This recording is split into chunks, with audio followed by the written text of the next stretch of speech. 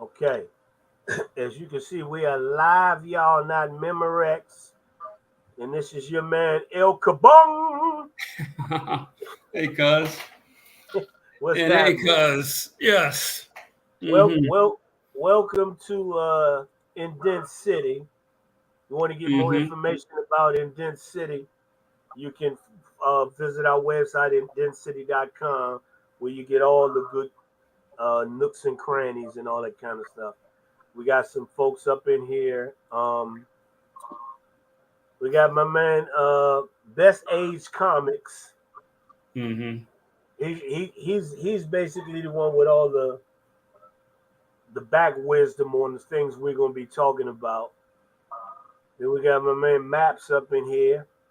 He got a lot of wisdom on the back stuff we're gonna be talking about too. I don't know. I'm just in here to find out what everybody talking about. But today's subject we're gonna be recapping She-Hulk, Attorney at Law, episode one, um which premiered on the Disney Plus channel, and and that's what we're gonna do. So I guess anybody else can pick it up from here and introduce yourself and just go with it. How we gonna go?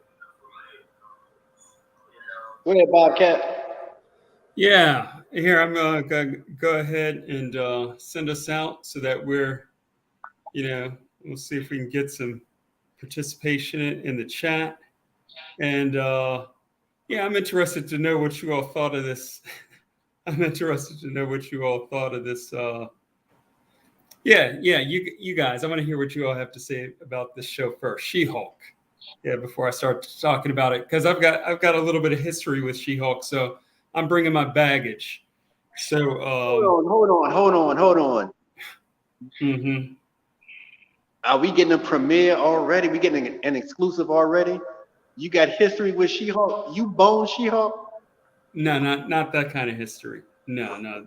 This Oh, history is more of the uh, well, I mean, I don't want to get into the X-rated history I may have had with She-Hulk when I was a kid, but yeah, comics, a long time ago, you know, well, when you're a 12-year-old. So yeah, let me think about when she first appeared. I think she started like 79 or 80 is when she hit the stands. We could look it up, find it out easy enough, but yeah, I would have been a teenager when she came around because I'm an yeah. old man. And we won't fault you because I used to dream of having sex with a purple chick, so I'm not gonna um, fault you for having sex with a green one. uh, okay. Yeah. So, what did you think of the show? What did you think of and you caught it what at when it first dropped? You dropped in there at 3:30 in the morning. You just couldn't wait. Yeah. Before I got on the road, I had to check it out. But so the first thing I thought about was because I took notes, but the original, because you said you were into the comic book. So I know she didn't turn into the She-Hulk in the comic book like she did in the TV show. Right. Yeah. All right. So just to get that out the way, can you explain how it happened in the comic book? Okay. Yeah. The first comic, actually when it first hit the stands, I actually didn't buy those, so I'm just repeating her origin as I didn't read these when they first came out, but supposedly she got a blood transfusion from the Hulk, and that's how she became the She-Hulk. But and this is the scuttlebutt of what's going on right now. They don't want to make any of the female heroes, you know, tied into the male heroes. They want them more as self-generating as possible. So if she'd been in a car accident and and the Hulk came up and gave her a transfusion, it would have been like, oh, the Hulk is saving her. But if you notice, from the episode, that's not what happened. In fact, even though he's the Hulk, he's still hanging upside down inside the car. Okay, so was he the Hulk? He was Banner. Yeah. We can cut her a little slack. He was Banner when this woman saved his life. Exactly. So what you're saying makes sense, and making the woman powerful, or not making her a damsel in distress, but making her actually the hero. Yeah, because you saw, I mean, you watched the Hulk, the first Hulk TV series with Bill Bixby and everything, Lou Ferrigno. You Yeah, saw those back in the day. What would have happened if that had been Bill Bixby in the car? What would have happened? If he was conscious, he would have turned into the Hulk immediately. Yeah, the car would have turned over. Then you would have seen the contact lenses in his eyes, and then he's transforming, right? Yeah. Hold on. Those weren't contact lenses. You take that back. All right. His eyes would have changed, and then boom, all of a sudden he's, look at the size of that thing. That's what happened. But here, she recovered first, and at first I thought she was going to run away. And I was like, wait a second, aren't you going to go back? And that's not very heroic, but yeah, she turned around to help him. He's still sort of dangling in the car. So this is more of I'm looking at this. I'm like, okay, that's the way it's going to go. They're gonna follow this trope. It's becoming a trope now, where we're gonna flip the script, because once upon a time, that's a guy, trying to pull his sister or his cousin or his wife or whatever out of the car, and that's how it would go. But we're flipping the script, and we just flipped Maps right on out of the stream. There he went. I guess he'll be back. Yeah, he'll be back. Yeah, so what'd you think of it, Kabam? What'd you think of Well, me, this is a guy who am not familiar with the the comic book. So the first thing that really caught my attention about her was how she used the fourth wall in this episode. Broke the fourth wall. Right. Huh? And that is that was introduced. The term is broke the fourth wall. Yeah, and that's not the original. Broke the fourth wall. Right. Broken. Yeah, BROKE. Okay. Yeah, and that's not the original the way they ran her out, because the way they ran her out at first, the comic wasn't a success. And then the X-Men artist, John Byrne, he took over it. And so he introduced her in a newer sort of comedic, but still fun, a comedic version. So like, if you see here, you're right, this is the John Byrne version that introduced, and you see she's reading a Hulk comic book, right? So this is the X-Men artist from the 70s when he started, and he and Chris Claremont made the X-Men huge. He's he continued to make them even more huge. Lynn Wein and Dave Cockrum started off making them big, but John Byrne and Chris Claremont made them even bigger. And so, yeah, she's reading a Hulk comic. So, yeah, she's breaking when he took it over, they started breaking the fourth wall in her comic. Yeah. So okay, because I was wondering when I know she did that on the show, and she kind of did that a couple of times. She did that in the beginning when she started telling the backstory, but there was even a scene where she and Bruce Banner were kind of in the same image talking, and she even kind of broke the wall then. I'm trying to find the image that I'm talking about. I think I know what you. Yeah, I remember that scene where they're looking directly at us. They're not even looking at each other, and but they're both looking right, at us. right, Yeah. right. So and I did. It did make me kind of wonder. Okay, is that a normal thing? Because it did add a little comedy little thing to it. Something that was a little different. So that was the first thing I noticed about it. What else? I noticed how feisty she was. Right.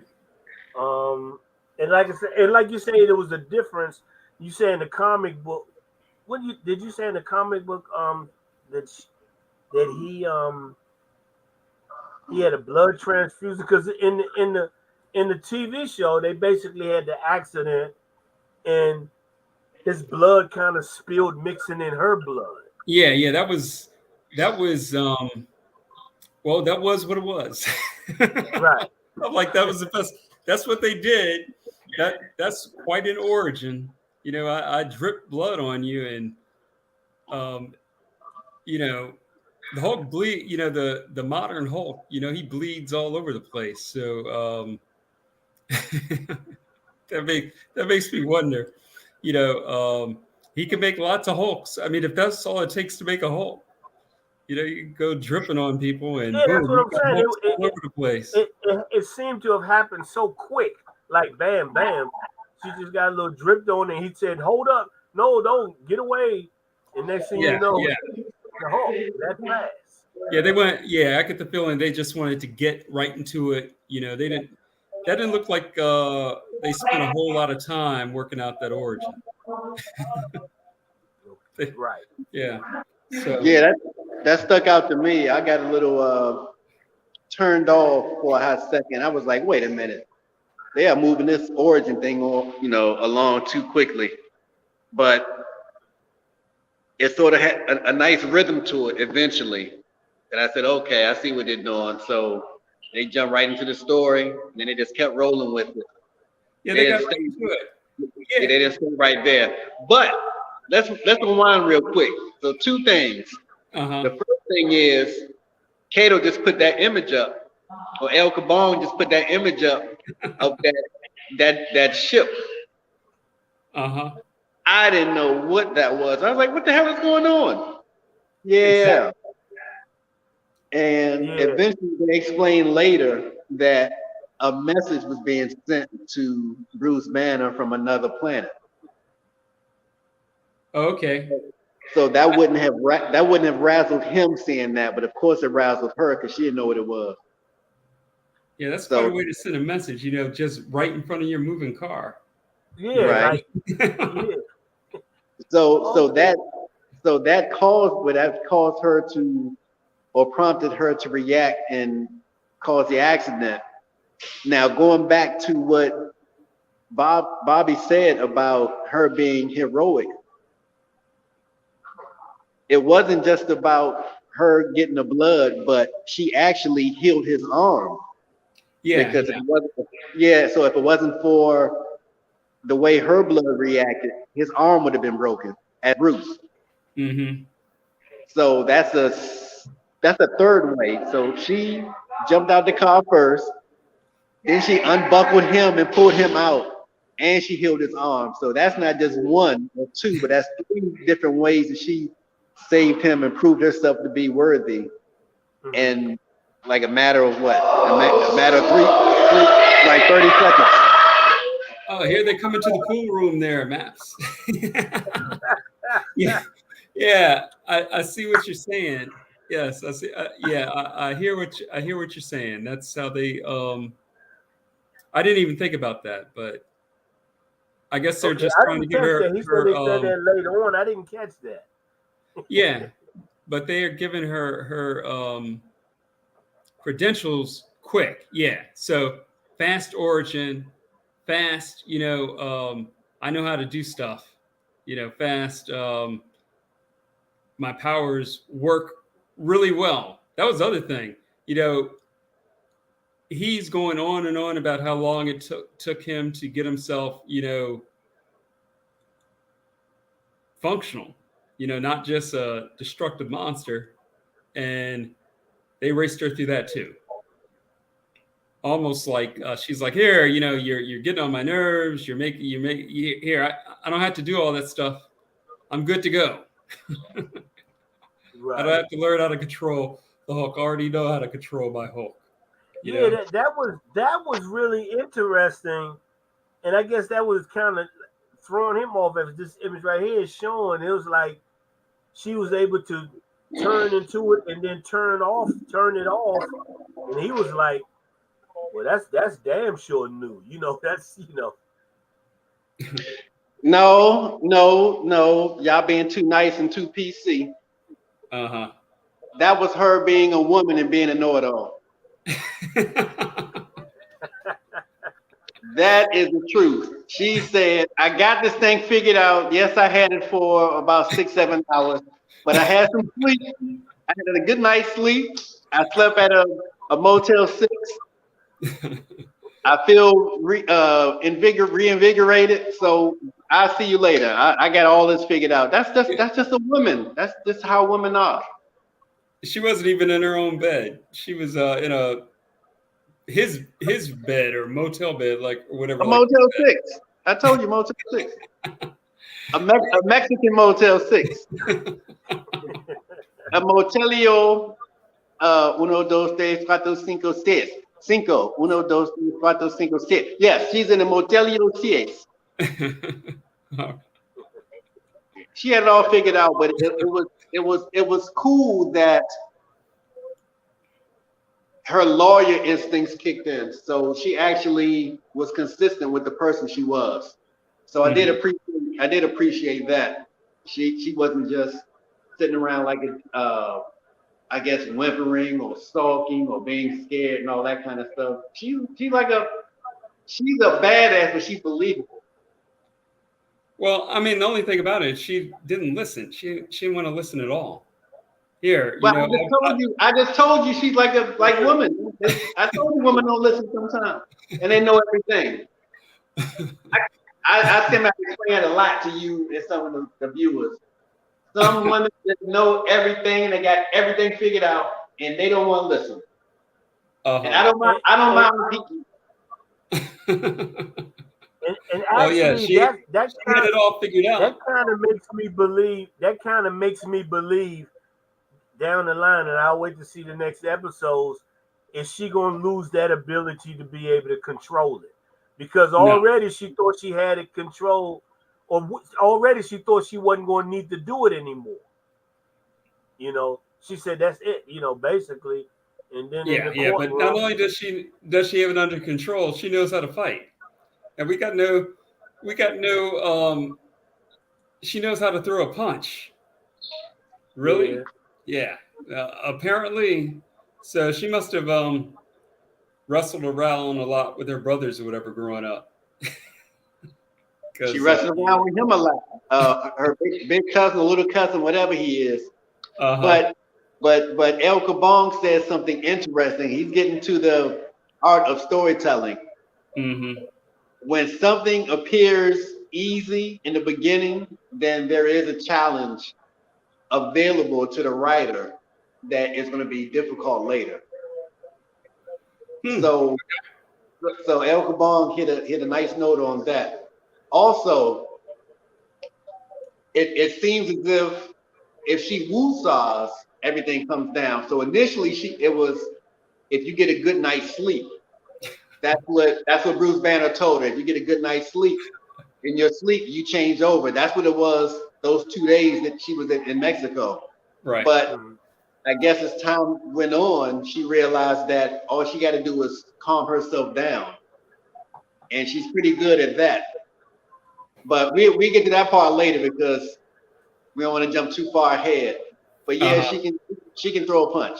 She can throw a punch. It makes me wonder. No, it makes. I just want to, on some you just said. I want to cap on. You said it looked like it was easy for her to calm herself down.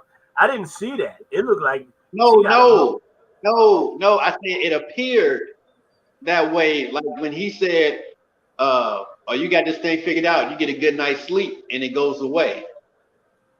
That's what Bruce told her, and that's what I said. So when it appears to be so simple, like you said, then down the line, the writers can eat. It's right in their hand. They can flip that. So you think that this well, we'll find out, if this writing team is that subtle, because subtlety, they've been subtle in episode one. Episode one Well, has she been, has a quick right out attitude. there. One thing about her is she has a quick attitude. I can already Uh-huh. see that. Mm-hmm. Yeah. So who do you think this show is? Who do you think their target audience is? Who do you think they're trying to hook? And who do you think they will hook? All right, hold on. Can we pick up on the story? Yeah. We dropped the story when she fixed his arm, and then you said he opened the manual and was telling her what it took for him to reach the point where he was, and he wants her to go through the manual. Right. But right before that, and after the accident, when she went to the bar Mm-hmm. and ran into the restroom with blood all over herself, clothes ripped up, and the woman came in there. Now, I'm gonna be honest with you, it scared me because for about 3 seconds, I said, wait a minute, please don't tell me there's gonna be some men, Well, some women that were born men fixing her up. But then I looked at him, I said, okay, because sometimes movies or franchise or whatever you call it, they like to and try to involve everybody in everything. right. Now, not only are we politically correct, but we all inclusive. Mm-hmm. So I was happy to see that they weren't forcing that early on. Mm-hmm. Because I don't want to be forced in anything, but nevertheless, when she stepped outside and those guys came on to her, Mm-hmm. and then all of a sudden she was out of the frame and she was about to knock one of them out, I was totally lost. So I'm wondering, because they jumped right to her waking up the next morning. So I'm wondering, did Bruce or Hulk, he was Hulk then, did he just tackle her and pick her up and drag her away or jump in there? Or did they kick a little ass? I think I assume that he caught up with her and tackled her from the side, because he would have recovered, and yeah, I'm saying did he kick a little ass because those 3 or 4 guys were still there? Yeah, but I mean they weren't doing anything. I mean they were just talking. They weren't menacing. Yeah, they ain't gonna stop people from kicking ass. And they did walk up to her in a threatening tone. Yeah. And they acted as if they bought her a drink in the club and she wouldn't dance with them and give them conversation. They followed her. Yeah, that's what I said. They followed her like they bought her a drink in the club and she didn't talk to them and dance with them. They was like, hey, I bought that drink. You owe me. Yeah. And even when she said, "There's my boyfriend," and walked off, Mm-hmm. they started following behind her. That was when she turned around, and as the She-Hulk, and one or two of them fell down, but it was still 2 of them still standing up. I didn't know any of them fell down. I didn't see that. I remember one falling or running. Nah, I shouldn't say fall, but maybe he was running. I gotta look back at it again, and there was other 2 that just was still stood there. And next thing you know, okay. Yeah. So it does raise a question of, because he was on his way to get her, because she called her, because they let her use their phone to call her cousin. Mm-hmm. So that's a good question. Did he kick a little ass just to get him out of there? So after that, so then if y'all want to speed it up and get to what Bobby was saying about the story, from there they debated. She tried to run him over with the car. They fought. They competed lightly, And and that fight was funny. That fight yeah, was real funny. I mean, oh yeah, they were going at it. You know, even I tell you what, the big thing that really caught my attention was when, what is it called when the Hulk do the slap thing? I guess the clap. I don't Yeah, know. yeah, he just claps. I You know mean, what I'm he talking used about? to do that he used to do that back in the 70s all the time. Don't see it as much Right. recently, but yeah, yeah. And Uh-huh. okay, when he did okay, so when he did the clap thing, you notice how I just wiped her away, and she had to keep doing it, which Mm-hmm. showed me that she don't have as much strength as he does, but she can get there by continuing because she just kept clapping back, and the more she did it, the more it bothered him. You know, Yeah, well, her hands are a lot smaller. He's got the ginormous hands there that, because he the was first time she did it, it didn't do anything. The first time right. she did it, it didn't do anything, and he said, "That's all you got." He kind of laughed at Yeah, yeah. her, and then the Mm-hmm. other time she I started doing I it, it kind of was giving I him a headache. It looked like. yeah, that's it. I interpret it as the gamma rays had a different effect on his body than her body. So when he does it, it forms that powerful force, like a wind turbine or something. It has that force. Whereas when she does it, it does something different. It does like a sonic type sound that messes with your eardrums. Right. So I don't And know if she it's has to necessarily that. continue doing it. Yeah, I don't know if it's necessarily weaker. It just might be her body's interpretation of that movement. Well, yeah, I think our eardrums are sensitive. Like when he's clapping, the sonic wave he's generating is just flattening everything down, and he's usually only doing one. So like Right. even when she clapped the first time, that may have bothered his eardrums, Yeah. even though he laughed at her. But she kept on doing it, and then it became a pain, So it started to became get a a headache. pain, like almost like it's almost to me go back to what Marlon said about women. She became annoying. It became nagging. Woo! Hold on now. I ain't taking that far. Uh-huh. I didn't take it that far. That's a good point, El Kabong, but I didn't take it that far. Yeah, yeah, Y'all yeah, heard yeah. that from El Kabong himself. But that's very interesting. That's a very interesting take. Y'all getting deep on here. Well, no, I Yeah. mean she's just not as even if they wanted to, they're the same creature, but he's obviously has a whole lot more mass. He's massive. He's huge. So you're not gonna put them, side by side and have, like, oh, we're gonna do an arm wrestling contest or something like that. You can't. That's that's gonna even mess with fantasy world believability. I mean, the audience is going to be sitting there like wondering, oh, what's going on here? I mean, because even if you're watching fantasy creatures, right?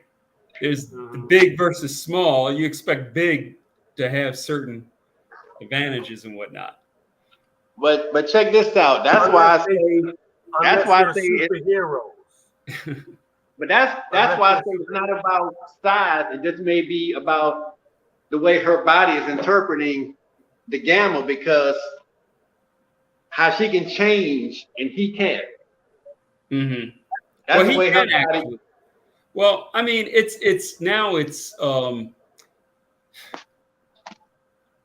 don't know what the Marvel movie universe Hulk can, but the comics Hulk, once he got to that stage, he can go back and forth. But once he got a brain inside the Hulk's head, there was no reason to go back. He was just walking because at that point, he's walking around smart. Before he was going back, he would want to go back and forth to be able to use his brain, or use his brawn. But I never liked that smart Hulk. So there were some good Hulk runs. I was in the Hulk, the comic. Growing up, there were Hulk comics around. My younger sister, Ross. She was a Hulk fan. We all, you know, but he was he went through phases. So like in the 70s, he was just he was a lot like the TV show. He was wandering the countryside, wander into a situation. There's something going on. He'd Hulk out. Yeah. That was the 70s Hulk. Then in the 80s, like when comics came out of they came out of the 7-Elevens, they came out of the drugstores, they went into direct sales markets and stuff. And that was also when comics started skewing towards older people. Then writers like Peter David came in. He wrote a really interesting Hulk. He turned the Hulk back gray. The Hulk was gray like in the first Marvel comics by like Kirby and Stan Lee. He came out. He was sort of like the Frankenstein. He was sort of like Dr. Jekyll and Mr. Hyde. He was sort of Mr. Hyde when he first appeared. He wasn't so much muscly as he was big. He was gray and all that, right? So then 25 years later, Peter David turns him gray again and more like a Mr. Hyde character. And then he goes into that transformation, where, he's going back and forth, and then he becomes that smart Hulk, like by the time the early 90s roll around, he's that smart Hulk. So, but he could go back and forth. It's just that, but back then there was no need, once he was smart, he's got a great body and he's smart, but then he lost it at some point along the way. And then the Hulk artists, my two favorite Hulk artists, Dale Keown and Gary Frank. Gary Frank, I bought all those issues, and then they were off the book, and then I was off the book. So yeah, my Hulk comic book reading ended in the 90s, because those artists weren't on the book anymore. But he was smart. Yeah, when I started reading him, he was still smart. So piggybacking on that intelligence. When they came back to the present, when she was just finishing up her speech, the practice speech, closing argument, and she went to the courtroom. The writer set us up to believe that once the prosecutor got on her nerves, that she would become angry. Okay. It was sort of a setup, because Bruce kept saying, keep calm, don't get upset, don't be stressed, blah, blah, blah, blah. So everyone is probably thinking, or most of America are thinking, once she gets into that courtroom and she gets upset while she starts arguing or something, she's going to turn, into the She-Hulk. Right. But that's not what made her turn. So they tricked us with that one, because I just knew they was going to make it that simple. That them talking about the her client or whatever, I thought that they thought that I was going to get it. But whoever. I don't know who that was. Change her into a rampaging monster. They're not going to change her into a rampaging monster. That was my question. She's going to be a smart ass. No.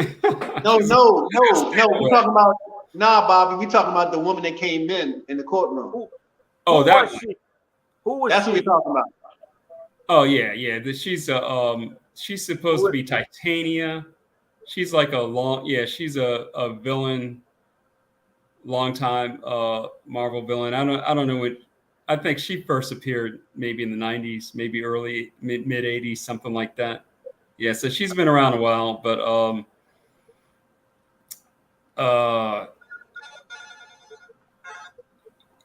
where have I seen her? Yeah, I've seen her here and there. But, so I'm gonna tell you something. If they really wanted to lean into her being everything by herself, like she was the hero when she saved Bruce and pulled him out and then fixed his arm and all that. If they really wanted to lean into that, they would have gave her a male villain in that scene. So they still can do it later. Hopefully they do it later. But they could have really leaned into it, and I'm glad they didn't in this first episode. That she was a savior. She did A, B, C, and D to hook Bruce up, and now she's going to destroy this man in the courtroom. So I'm glad they didn't do that, but hopefully she gets to take on a male villain later on in the series, because I don't like when women only fight women and men only can challenge men when it comes to the universe. So hopefully they do. Yeah, she doesn't have a. I'm thinking about it. She doesn't really have a major villain. I think that's it. I think that's going to be her major villain for this series.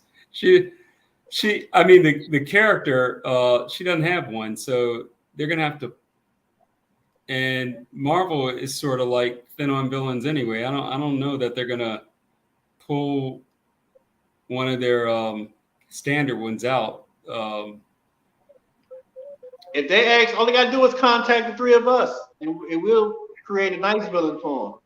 Well, you know what? They might pull some of the Hulk's villains out for her. You know, the Hulk villains like the Abomination. We've already seen several times. He's appeared in a few movies.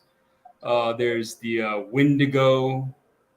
There's the Missing Link. the Hulk has the leader.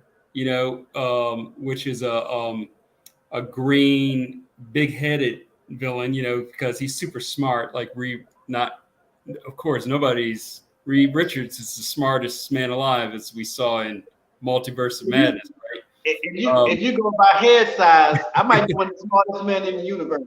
But here's the thing, man. I gotta believe there has to be a reason that she's in there. I mean, she's not gonna have her in there. There has to be a reason that she came in there during that particular trial, whatever trial was. She's the foil. She's gonna be the excuse to have a superhero fight with another woman, because there are not that many Marvel women villains who are super strong, and there are not that many who are villainous. I mean, like evil. They're not especially strong evil women. There are Marvel women like Thundra. You know, she looks sort of like, when I first saw Thundra, I thought she was like, what? They're trying to make a counterpart for Thor. You know, there's she comes from a warrior dimension, and she's got Thor's colors. You know, wears that Asgardian helmet or whatever, Thundra. But I thought she was going to be, but she's not evil. You know, she's just here to, you know, beat up guys, you know, to prove she's the best. That was Thundra. But they're not that. I'm just trying. Yeah, I don't think there are no super strong, or I can't think of any super strong female villains on the Marvel side. Titanium, you know what? The only one that comes to mind. They could. I think it would be good to add somebody that's been underused, like the Juggernaut. And I'm not saying the Juggernaut himself, but I'm saying someone along those lines. I believe, like in X-Men Last Stand, they had 1 million villains that weren't used at one time. But if you could snap somebody simple, and it would be cool to finally introduce Rogue the right way. So if she could be incorporated in the story a little bit, to me that'd be fly, because well, you don't know it, but they've already got guests. They've got some guest stars coming into the show. They got a Daredevil. Well, they've already shown it. They've already shown it. I don't pay attention to any of that. Any clues? Any spoilers? I try to break my neck to press mute and turn my head. But so you asked us, how do we enjoy everything? So just to close out that story on my end, it was fly it was fly how they made her take her shoes off. That was very entertaining. And she beat her up, and then she came back and she took her clothes out, and they played Who's That Girl by Eve. That was fly. That was real fly because I was thinking when she had that Led Zeppelin shirt, I was like, don't they know that hip hop is the #1 genre? She should have a Tribe Called Quest shirt or something. So they ended up doing that rock with Led Zeppelin, but they put the hip hop in the best scene. So I like what that. Scene remind me of? You know what that scene reminded me of? What? It reminded me of Iron Man, when the first Iron Man at the end, when Tony Stark said, yes, I am Iron Man. Yes. And it was like, oh hell, this guy gonna be good. Yeah. That's how it was when she did that and that Eve song came on, because it was like, who's that girl? Nah, nah, nah, nah. I'm like, oh yeah. And I said, and then because of that, I watched it 3 times back to back over and over to get more into. I'm like, now I'm into the story. It took that to happen. It took everything to happen, but when it built to that part, that was like, to me, the prelude of, man, wait till you see what we got coming for you. So it is like a what's that daggone TV show? Was it McBeal? Ally McBeal. Yeah, Ally McBeal. It's like a Mary Tyler Moore, Ally McBeal meets Marvel to me. You know what I'm saying? I think that's what they're going for. So I said, okay, this joint is cute. That's what it is. It's cute. Oh yeah, it's cute. So you think that's gonna work for him? You know, as far as the show goes. Yeah, it gave me the same type of excitement. When we found out. Remember, WandaVision. When we found out. Oh, damn, Marlon. I go ahead and say it. I'm gonna close my ears. Go ahead. Yeah, close. Yeah. In WandaVision, when we found out who was behind everything that was happening to her, and it was the what's her name? Agatha Harkness. And that music started playing. I'm like, yeah, this young. I have to go back. See, you're picking up on the musical cues. I'm gonna have to go back and musical cues set the stage, because when they did that thing, they had a theme song, the Agatha theme song. It's like, who's that such and such? I'm like, yeah. So that's the vibe I got from that. You know. All right, Marlon. Yes. We good. Okay. Yeah, but Yo, unmute yourself. Yeah, that scene kicked ass. So to answer Bobby's question, yes, it was very entertaining to me. I'd definitely be watching again. It was oh my goodness, what's the Jones series name? I keep forgetting her name. Jessica Jones. Jessica Jones. Yeah. It was like Jessica Jones without the evil overtones and more femininity. Even though Jessica Jones is real feminine, she wielded her sexuality. You know what I'm saying? She was always boning everybody. But this one had that extra comedy to it, and she maintained her sexiness and femininity. So yeah, it's real fly. So I'll be watching.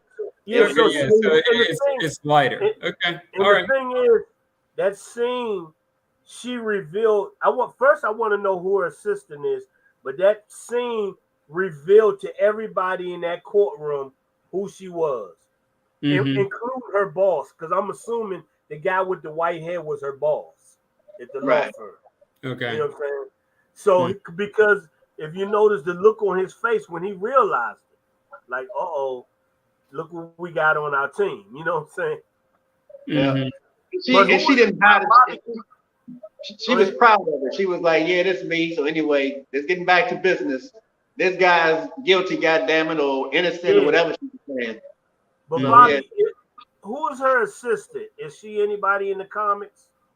No, nobody recognizable. No, I think she's gonna play an important role. She's like she's like an Alfred to Batman. She's like, you know what I'm saying? She's like, Sure. you know what I'm saying? So because Yeah, yeah, yeah. she knew all along the whole time. She grabbed her shoes for her. She handed her shoes back to her. Matter of fact, she reminded her to take her shoes off, and then she handed her shoes back to her. So she's Yeah. somebody of importance. I think they're going to focus around the courtroom and court cases, and that's the guy you don't want to hear about, but that's his connection. Because if you remember the series, you saw Daredevil, you know, on Netflix. Yeah, he was a lawyer. Yes. I know you're talking about. Yeah. Yeah. I think this is going to be centered around the courtroom, and the comedy is going to come out of there, and courtroom situations and courtroom cases, and I think that's going to be I think that's why they rushed through the origin stuff and everything. Got into their courtroom story as fast as they can, you know, so that they can get to the story they want to get to. On a side note, for the people who are watching or maybe watching later, I want you to realize that Maps, if you don't recognize Maps, he's the guy who starred in Luke Cage on Netflix. That's right. Yeah. There we go. That's Luke Cage. Mm-hmm. So. Yeah.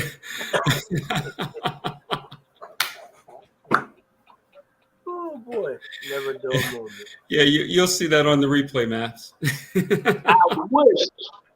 I wish I could be with Misty Blue like he was in that first episode. Oh my! Yeah. Mm-hmm. Oh, yeah. Anyone who don't know what I'm talking about is the first episode of Luke Cage. When the guy that I played stunt double for had sex with the detective. I wish I was a stunt double during that scene. And that same actress is the star of the TV show All Rise, where she plays the judge. Oh yeah.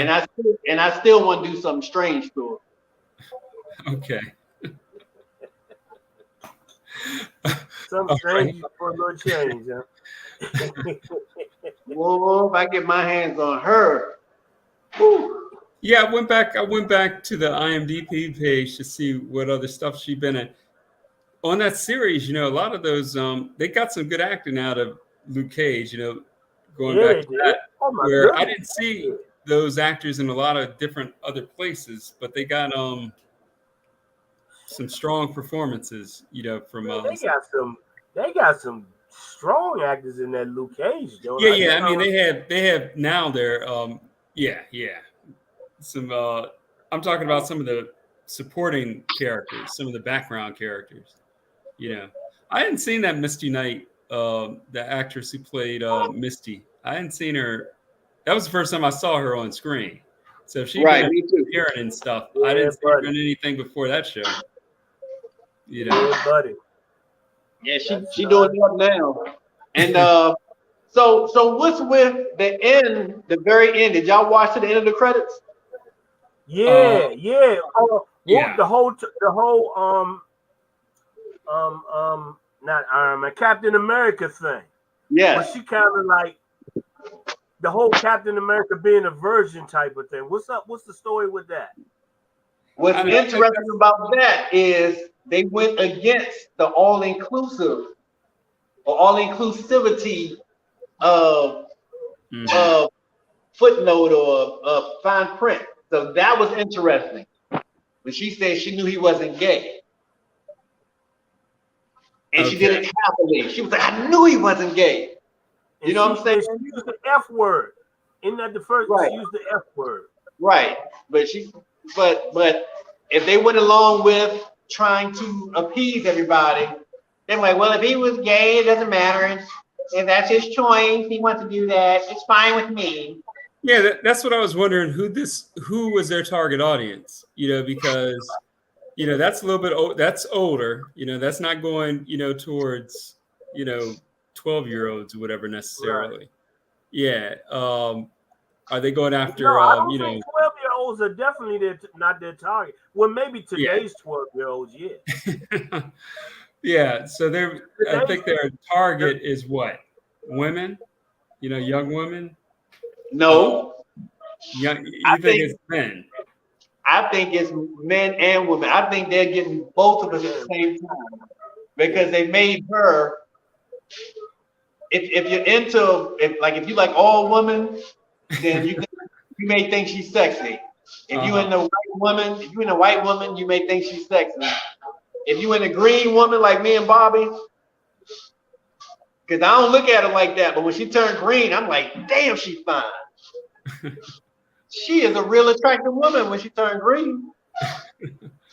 I guess as a matter of fact, that's a good question. Is that the same person? that's a CGI image. How did you feel about Shrek? Fiona. In Shrek. Oh, I don't know. Oh no, that's different. No, like she like Well, somebody's aunt. that was full CGI though. Yeah, What? that's a CGI. That's a CGI. I mean, it may be they've got rotoscope or something behind her, but yeah, they could have they didn't have to go with a CGI She-Hulk. They could have gotten, because she's got the build of she's not massive. She's not, fantasy massive. She would just be like a tall, muscular woman. That's how She-Hulk is built. So they could have gone that way, but they went this way, where they're she's CGI generated. So there we have her, CGI She-Hulk. That's the way they decided to go. Yeah, so they saved some money on an actress, an extra actress, and extra makeup hours, perhaps. Hey, Okay. I think that worked. With back in the '70s with Bill Bixby and Lou Ferrigno, I thought that was fantastic. It may I thought be, that worked great. yeah, but it may cost more. Either in money, or either in time. Because if they have to have an extra actress on set, that's an extra assistant, that's extra makeup, that's another 2 or 3 hours. Then you got clothing, wardrobe for another actress. Man, They get rid of that. They get rid of that and press the button. But Say it CGI again? gonna take more time than that though. Yeah, CGI, Yeah, you got a hold on. production schedule and everything. But that's post-production. Mm-hmm. It's fine if it's post-production, but that set costs money every day. If post-production, if they say, oh yeah, we just gonna charge you, we can do that for $30,000 per episode or whatever. They're like, all right, but if you bring somebody on that set, that's like people taking up space. It's basically making everything busier. Another makeup artist, the wardrobe person got to serve another person. Then you got another actress. You got somebody got to bring her to the set, make sure she's there. So yeah, they're just doing. They saving some money on that. Yeah. Okay. That's interesting. That's an interesting take. I wish they would go to that model more. I thought the Hulk was great.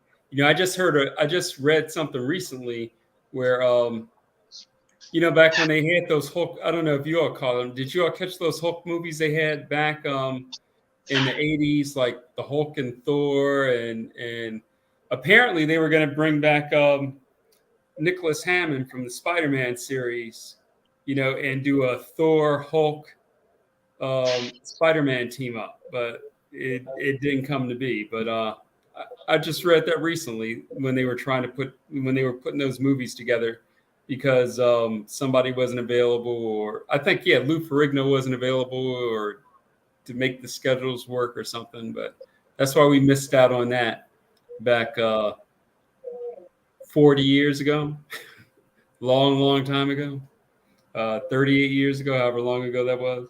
What, a Lou Ferrigno movie? He made some movies. Did you ever see any of those movies, like The Death of the Incredible Hulk or The Return of the Incredible Hulk? So I don't know. The TV movies, right? yeah. After the series ended, the series lasted however long it lasted, 3 or 4 years. Then it was gone, and then they brought, like 5, 6 years later, they had some made for TV movies, just like they did with the $6 Million Man or whatever. It's like the Return of the $6 Million Man, the Return of the Incredible Hulk. They had those movies. Yeah, I think I remember. That sounds. Yeah, you all. I was still watching these movies while you all were out. Out in the streets. Chasing tail or whatever. What you all were doing. I was still sitting in front of the TV, watching this stuff. That's what I was doing at the time. So.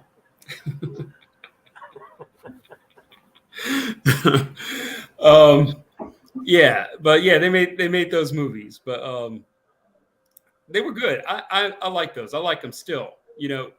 I think the key, and that's what the jury's still out. It's interesting that that there's enough going on in here that have hooked you all up. I'm all about story. So like the beginning we were talking about, where they just sort of they just rushed through that origin, and did all that stuff. Like, that put me off to start with, but they were in a hurry to get to where they got to. So it's just a matter of what they do with it at this point. The jury's still out for me. I'm not. This character hasn't captured me yet, where it's not must see TV for me yet. I'm going to check it out to see if they actually pull this off, and make a likable She-Hulk. That's key. You got to like her when all is said and done. You got to be rooting for her. So that's where I'm looking at, and they could play it up for laughs and stuff like that, but it's still got to have a she's got to do something important or do something significant, doesn't she? Or can it be just a pure comedy show? You know what? I'm not. It's the funny thing is I'm not expecting. I'm expecting just a pure comedy show overall. I'm hoping that her cousin, and it most likely isn't, but I love the way her and her cousin play off of each other. So I'm hoping he's in more episodes because, unless they just play very great. They act like they real cousins. The way they battle and fight each other and debate and talk and stuff. So, but I'm not expecting. Yeah, I don't think he's going to be back. I'm not expecting anything more than what it is. Like I say, it's cute. The job is cute, so it's going to be some cute stories, I think. Yeah, he might be back in the last episode or something. I don't expect we'll see much more of him if we see any of them. We'll see. I think it's almost sort of like handing off the money. You say because of money? Well, I mean, he's a movie actor. You don't want to get overexposed. You don't want to get too associated with the small screen and stuff. But he's doing his part, to bring the show along. Like when they launched the Agents of S.H.I.E.L.D. TV series, and they brought in Samuel L. Jackson for, just sort of kick it off, get it going. And I think, and that's actually the kind of the formula that they're doing. In some of their other series that they're doing, it's almost like they're trying to hand off the ball. They're, being cynical, they're trying to hand off the ball from their expensive actors to some new people they have under contract. Oh yeah, they probably have a lot cheaper, and then you can get stuff going with these people. That's how you do it. They weren't always the main established ones either. Heck, I just watched Samuel Jackson in Juice last night. Uh-huh. You know what I'm saying? I don't even remember his role in there. I have to check that out. Oh, he was doing the chess, right?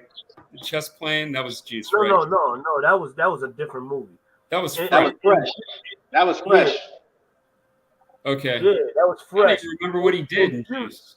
No, in Juice, he owned that little corner store where they used to go in and play pinball and all that.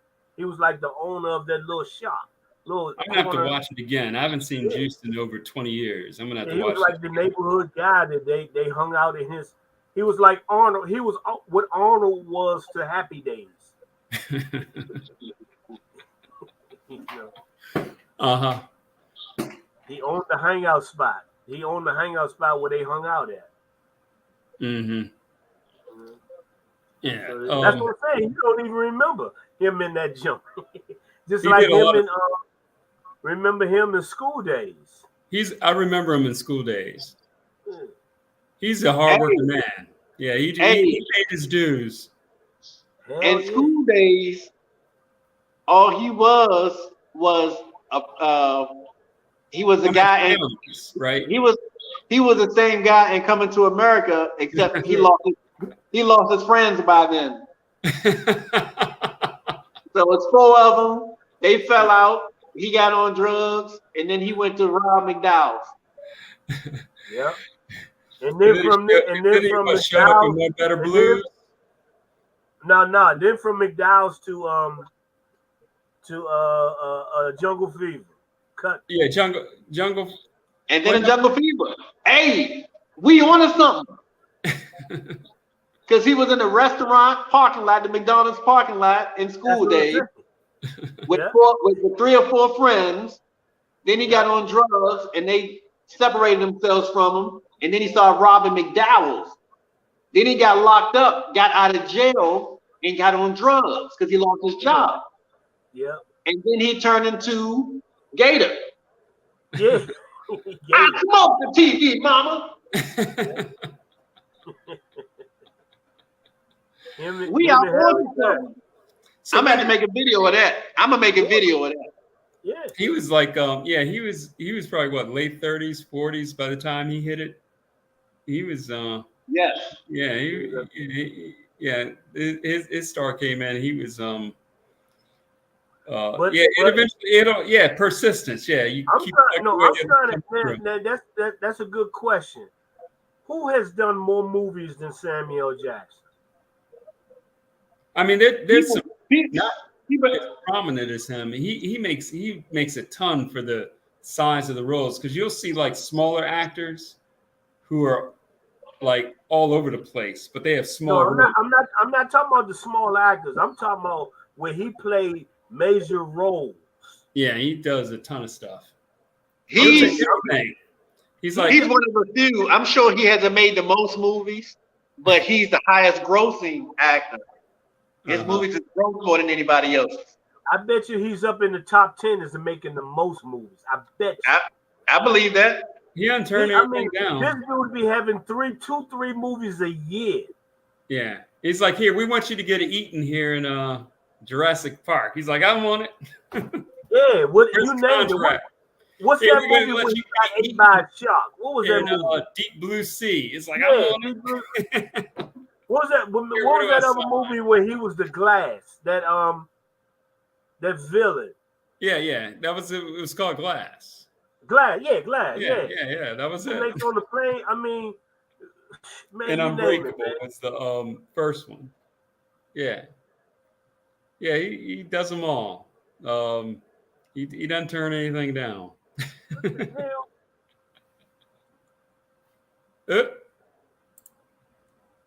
Man, what the hell? I don't know how that happened. Oh, but it's gone now. Here. Hey, Marlon. You're a character. I'm telling you, man. You are a character. You can't hear nothing, but you got your mic muted. Yeah, the other phone went dead. So so the other phone went dead. So while it was going dead and it was saying shutting off, I can still hear y'all. So I already had the other one connected. So I pressed it on real fast. Well, now you're exposed. Your alter ego is exposed and everything. Now your family's at risk and whatnot. You know. That's all right. I'm gonna change it back. I'm on a new device. But yeah, Samuel Jackson, Mr. Glass. Mr. Glass was the man. Yeah, from Mr. Unbreakable. Glass. Yeah, he was. Yeah. I just remember talking about Unbreakable or whatever. Somebody told me I knew something was wrong with him. You know, like when he was sitting in the comic book store, wouldn't leave. It's like, oh yeah, that's the bad guy or whatever. I don't know if you can remember back that scene. You know, that's a movie that Which one? But you name it. that was the you first name one it. The with Bruce Willis. Negotiator. Unbreakable. Like Who? Unbreakable with Bruce Willis. Unbreakable. Yeah, I like that. Yeah. Where they're Or trying like to the figure out who the Negotiator. villain You seen it, was. like the Negotiator. You seen that one? Oh yeah. Mm-hmm. I mean, you just said, what was that one where he did with what's the guy name, man? Nicolas Cage. Nicolas Cage. I think Nicolas Cage broke in his house. Oh, Amos and Andrew or something. Yeah, Amos and Andrew. I never seen that one. I mean, yeah, man, it's just. And what was that one where he was a lot of bad luck kept happening to him? God dang.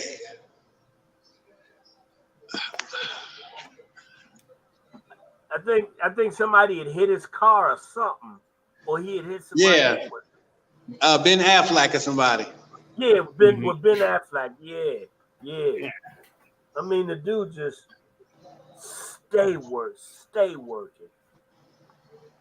Oh, I was saying that I read an interview yesterday where they were going to change the title of Snakes on the Plane. And Samuel Jackson told him, change the name. The name is the reason why I took the movie. So it wasn't about the money. He said he liked that title.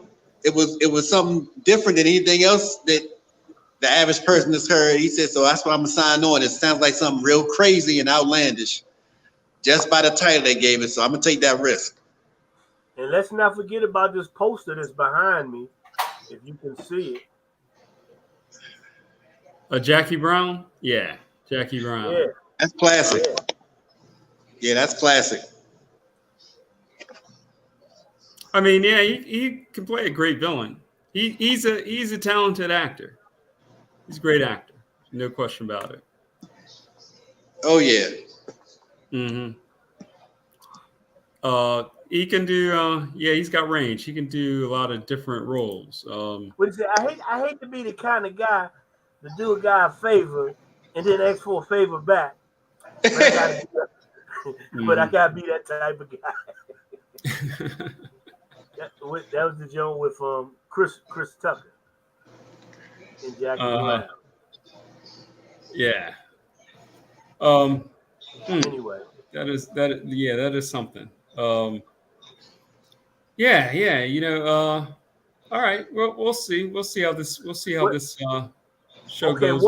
One thing I forgot to mention. I want to point out is that if you notice during the credits, they were doing a lot of images of what I think is forthcoming in the upcoming episodes. Mm-hmm. Yeah, that's what Bobby was saying. Huh? That's what Bobby was saying earlier. Oh, okay, I didn't catch that. He said they were giving things away in the credits. And that's when I started covering my ears up. Oh, well, no, you can't. I said in the trailer, not in, I was talking about the trailer. Yeah, I'm talking about in the credits. You have no clue what they're giving away in the credits. You don't even know if they're giving anything away. It's just a bunch of drawings. Yeah, I assume. You're right. I'm assuming it. Mm-hmm. Yeah. Yeah. I'm wait and see. I wasn't even watching that. I have to go back and look at it again to see if there's hints of what they're going to do. But that'd be giving these guys the benefit of a doubt that they're subtle. They've got a really subtle, careful story that they're doing here. We'll see. Well, I'm one thing I skeptical. think they got a habit of doing, they got a habit of putting Easter eggs in their stuff. So I bet even if you watch this thing, especially if you're very much aware of the Marvel universe, I bet you it's going to be little subtle things in this thing that you can catch, little Easter eggs. I mean, something about that eating eating the Cheetos with the chopsticks stood out to me. You know, you don't just put anything in the script just have dialogue. Everything is for a reason. Okay, That's fly marketing. you all keep track of that stuff. I'm not picking up on that stuff this time because the stuff that like you were talking about WandaVision before, and like a bunch of comic book fans were pouring all of their, oh, it's going to be this Mephisto's going to be the villain, and that cat is the familiar. I mean, people were pouring all kinds of projecting all kinds of stuff in there. And then it turns out the showrunner didn't even know who these characters were. Didn't know who Mephisto was and everything. So that's one thing. Whether or not, and I don't know. I haven't looked up the credentials on the people responsible for this show. I don't know if they're comic book people. The right thing, I don't even think they have to the be right comic thing, the right thing would be for us to go into 7-Eleven or Target, and we'll see She-Hulk being promoted on those flaming hot Cheetos, whatever. That would be the bright thing to do. But Easter eggs come from comic book people because that's because like if you go back to like the first Spider-Man trilogy by Sam Raimi, who is a comic book person. So like when he's putting in certain images and stuff like that, it's tied into he's pulling on what he knows from the comics. And when you see certain things happen, like the scene of Gwen Stacy, like when Mary Jane falls in the movie, and Gwen Stacy falls in the second trilogy, and then in this third trilogy, with Zendaya falls, and they catch her. That's a that comes from the original comic book, and if you don't know that happened in the comic book, you don't know to put it in the movie. You don't know how important that scene is. Mm-hmm. So you've got to have for these things. You have to know you have to know the backstory. You have to know the legend if you're going to make something. No. What I'm saying about Eve, because I mean I hear what you're saying about Easter eggs, but Easter eggs are not just a comic book thing. Easter eggs is a movie thing in general, or a series thing in general. It happens especially Disney stuff. Okay, what about outside the comics? All right, like go into another genre. Well, like tell me where the Easter eggs are. I haven't seen the Easter eggs. Like I say, stuff. Especially in Disney stuff, for example, and I don't have the images up here to show you, but like when I say especially in Disney stuff, because you can watch there's an episode of Toy Story, right? Or there's an episode of Lilo and Stitch. Well, let's talk about Toy Story because I know Toy Story. So tell me Toy Story. Well, what are the Easter egg parts? I mean, I can't be specific, but I tell you what, next time we connect, I can give you all the specifics. But this is why I know, because I've seen articles about them. And like in toys, there may be, and you don't even realize it, in Toy Story, there may be a portrait on the wall, and that portrait may have something to do with Lion King. You know what I'm saying? Okay, I see what you're saying. Stuff I'm talking about. Yeah. Okay. It'd be the little things like that. And the only reason I'm saying it because I'm based on reading different articles about this movie, how many Easter eggs in this movie, and then they start pointing out stuff, and it's like, and especially that's why I say especially Disney, because Disney seemed to do that a lot. Like in what's the Monster University or whatever it is, and then maybe a little character over in the corner that's the same character from Lilo and Stitch or something. Yeah, doesn't yeah. really do much. That's Yeah, what I when you mean say by Easter eggs, I'm thinking of something different. So a lot of times, like especially like you said in Disney, they'll put in homages, like somebody died during production or something. And so they'll stick, like some, the right. artist will stick something. Yeah. When I'm thinking more Easter eggs in terms of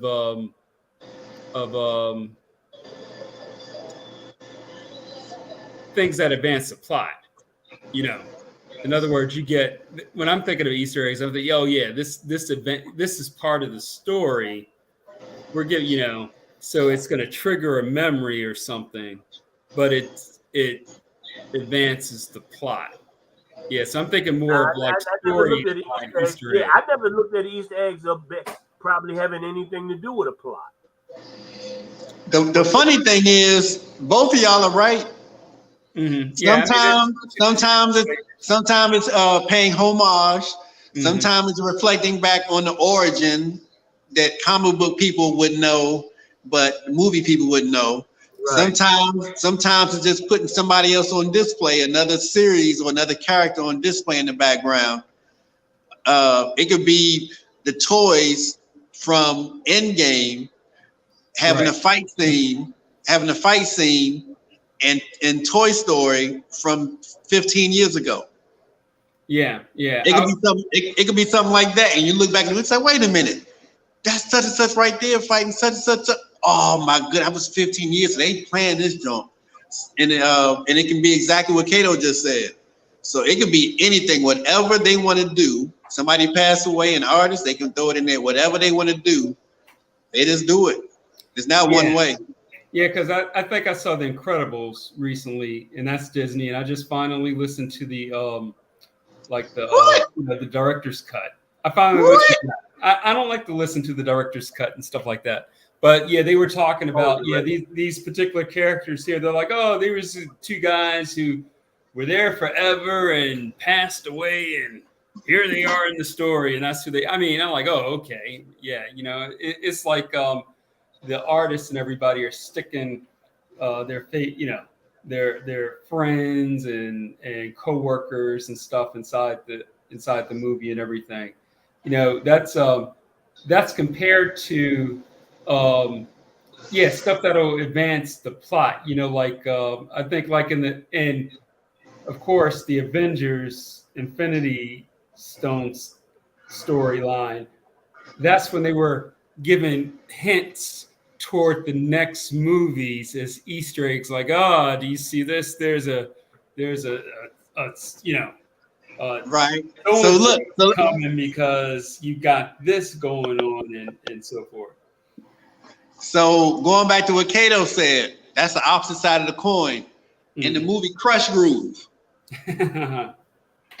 when they go to Sheila E.'s, when Run goes to Sheila E.'s apartment, on the left wall is I think a 10 by 12 of Prince.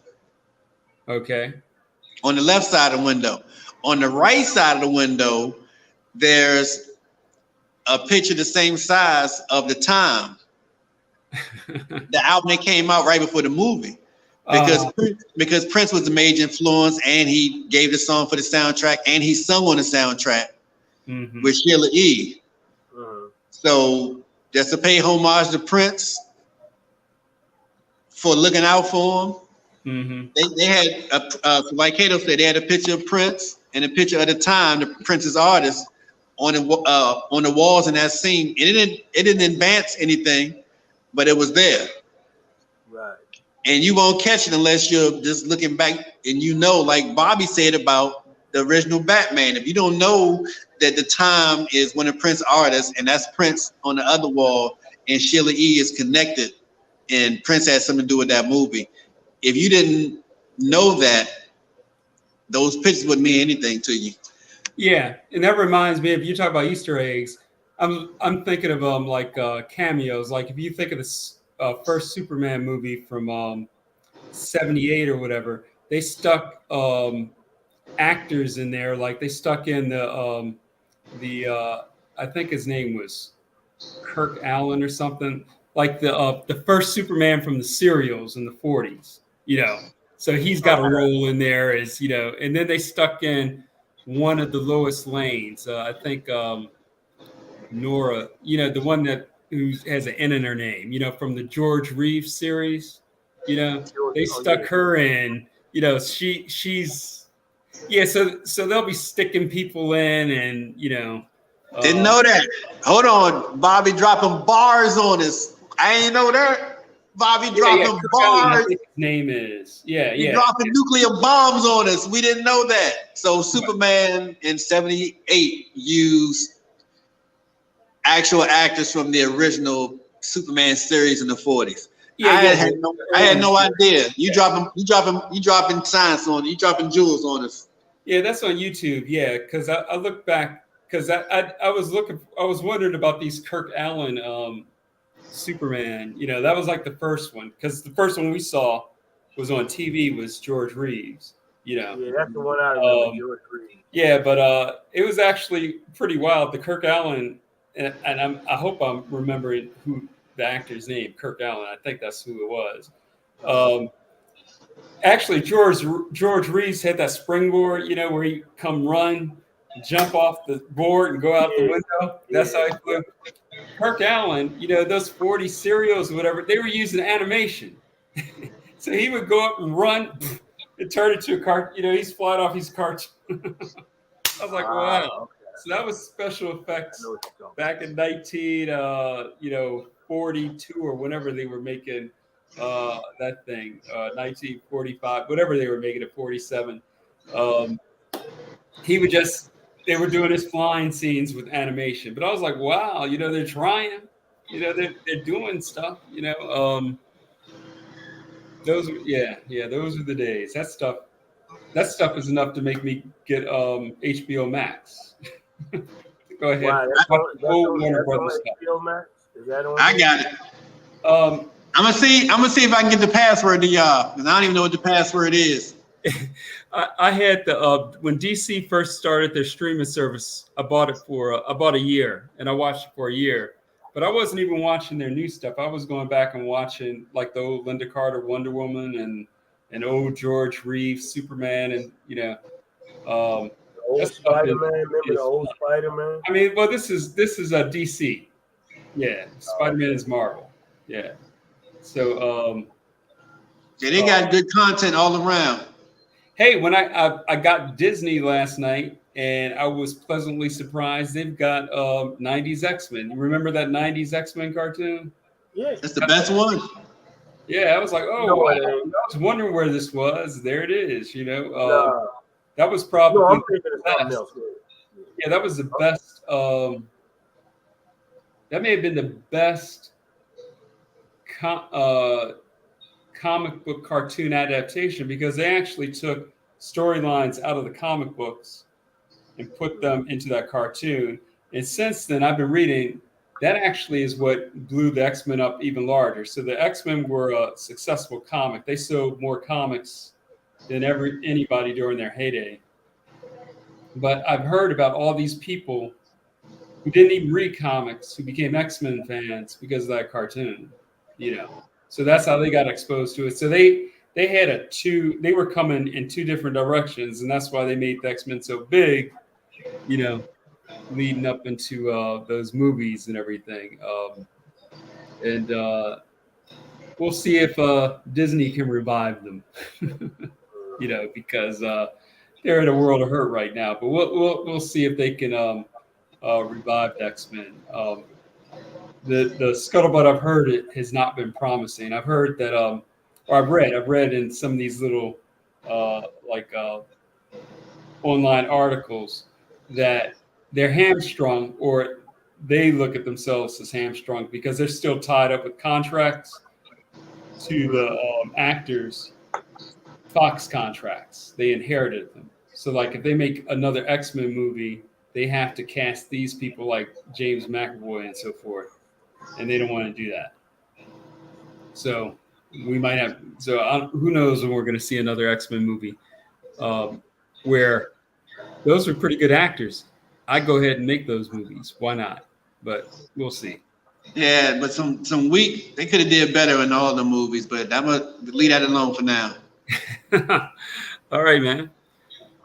All right, Yeah. El Capone. Yeah. Yeah. So want to get we're gonna get together and do this next She-Hulk in a week. So Yeah, same time, same place, right?